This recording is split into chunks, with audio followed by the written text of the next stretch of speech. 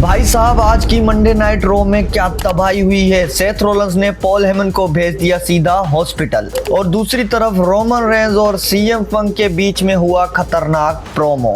और आज की मंडे नाइट रॉ में पेंटा बने इंटरकॉन्टिनेंटल चैंपियन। ये सारी बातें करते हैं आज मिलकर, क्योंकि आज करने वाले हैं मंडे नाइट रॉ का रिव्यू। तो सीधा चलते हैं वीडियो की तरफ। लेडीज एंड जेंटलमैन, मेरा नाम पॉल हेमन है और ये है ऑस्टिन थ्यूरी, और ये है दुनिया का सबसे फेमस बंदा लोगन पॉल। आज हम बात करने आए हैं सेथ फ्रिकिन रोलिंस की। और हाँ, तुम लोग सेथ रोलिंस का गाना ना गाओ, मुझे सेथ रोलिंस बिल्कुल पसंद नहीं, क्योंकि उसने विजन का मूवमेंट चुराया, उसने शील्ड को चुराया था। लेकिन मुझे उससे प्रॉब्लम नहीं है, मुझे उससे प्रॉब्लम है सेथ रोलिंस ने लोगन पॉल का रेसलमेनिया का मूवमेंट चुरा लिया। पॉल हेमन जैसे ये बोलता है, तभी वहां पे आ जाते हैं जनरल मैनेजर, जो इनको बोलता है कि भाई ज्यादा इनोसेंट नहीं बनो, मुझे पता है जे उसो के अटैक के पीछे तुम लोग ही हो। जिस पे पॉल हेमन बोलता है कि तुम्हें भी लगता है कि हमने अटैक किया है? नहीं, हमने नहीं किया, और हमें सिर्फ प्रॉब्लम है तो सेथ रोलिंस से।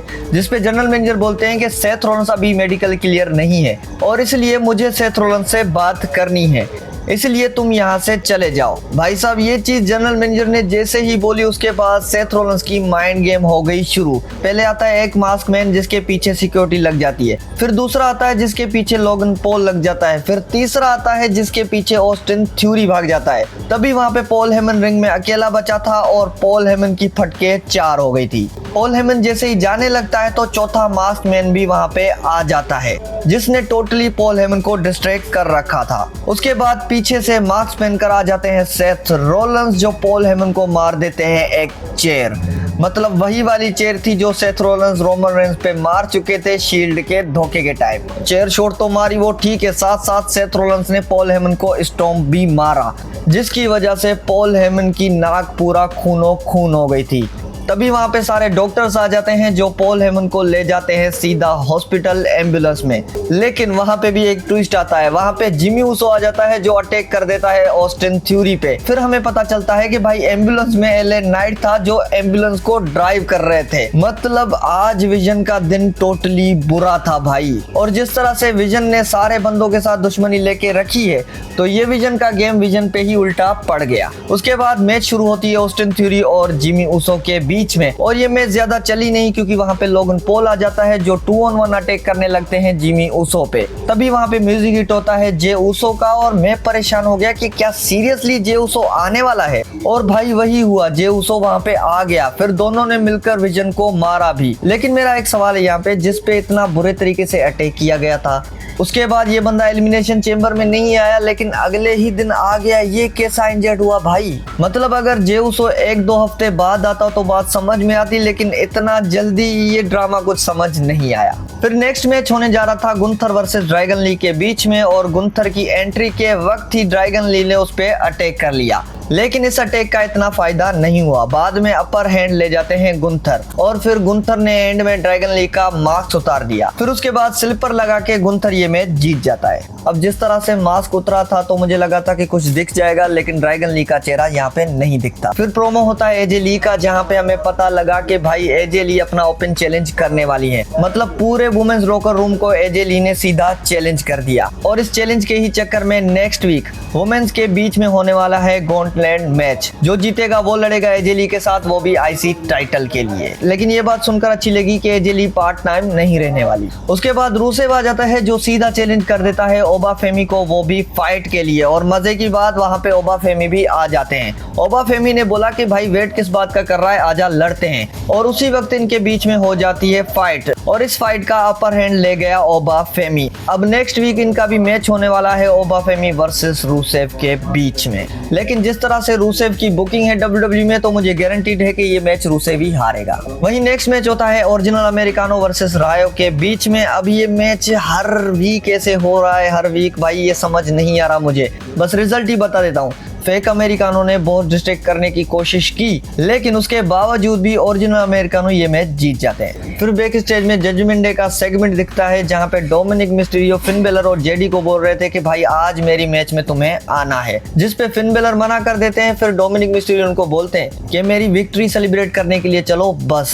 तभी वहाँ पे फिन और जेडी मान जाते हैं और इसके साथ जाने लग जाते हैं, और वहीं रास्ते में उनको मिल जाता है डैन होजेन। ये सेगमेंट थोड़ा फनी सा किया गया था, जहाँ पे डैन होजेन बोलते हैं कि हाय फिन बेलर, हाय डोमिनिक मिस्टीरियो, लेकिन जेडी मैकडोनाल्ड को मैं नहीं जानता, जिसपे जेडी मैकडोनाल्ड बोलते हैं कि ये बंदा मुझे पसंद नहीं। फिर डैन होजेन डोमिनिक मिस्टीरियो के टाइटल को टच करता है तो डोमिनिक मिस्टीरियो बोलते हैं कि दूर रहे।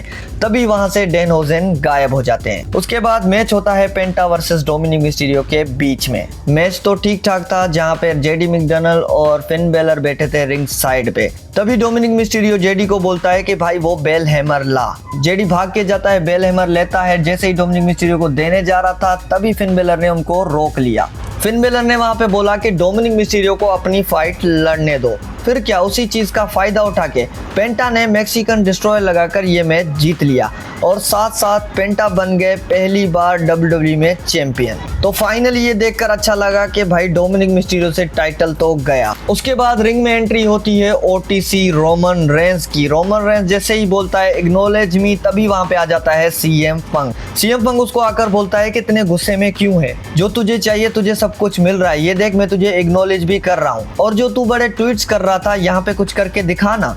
जिस पे रोमन रेंस रिप्लाई करते हैं कि तुझे मेरे ट्वीट से बड़ी चिढ़ लग गई।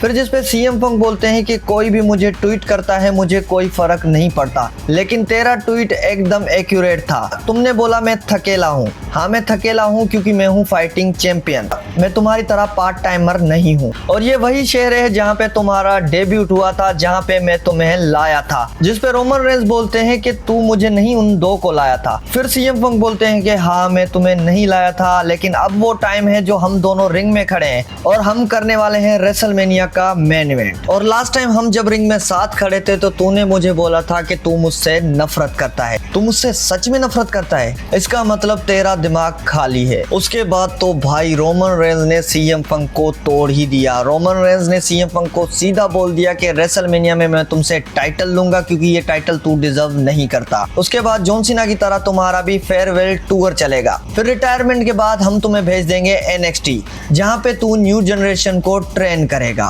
फिर रोमन रेंस जैसे ही जाने लगते हैं तो सीएम पंक उसको रोक लेते हैं। सीएम पंक बोलते हैं कि तेरा हो गया, तू जा रहा है, अब सुन ले हम कौन। तू क्या 2-3 समोवन अपने जेब में लेके घूम रहा है? तू शायद भूल चुका है अब तेरे पास कोई भी नहीं। तेरे पास शील्ड नहीं जो तेरी हेल्प करे, तेरे पास तेरे कजन नहीं जो तेरी हेल्प करे, इवन तेरे पास पॉल हेमन भी नहीं। हाँ क्योंकि मैंने ही तेरा वाइज मैन तुझसे छीना था। तू यहाँ पे रिंग में आता है अकेला होता है, लॉकर रूम में अकेला होता है, तेरे साथ कोई जुड़ना नहीं चाहता। और अभी तू भूल रहा है कि तू मुझे चेस कर रहा है क्योंकि मैं चैंपियन हूँ। तू मेन इवेंट कर रहा है इसलिए नहीं क्योंकि तूने रॉयल रंबल जीता है, तू मेन इवेंट इसलिए कर रहा है क्योंकि मैं चैंपियन हूँ और रेसलमेनिया में मैं तुम्हें गाड़ूंगा। और हाँ टेंशन नहीं ले, तेरे बाप के बगल में ही गाड़ूंगा। भाई साहब इन दोनों का जब भी प्रोमो होता है लिटरली ये दोनों आपस में एक दूसरे को तोड़ देते हैं, और इनकी फाइट से ज्यादा तो प्रोमो में मजा आने लगता है। मतलब जिस तरह के माइक स्किल सीएम पंक के पास है ही, सीएम पंक तो चलो ठीक ही है, पर रोमन रेंस भी सीएम पंक को अच्छा तोड़ता है।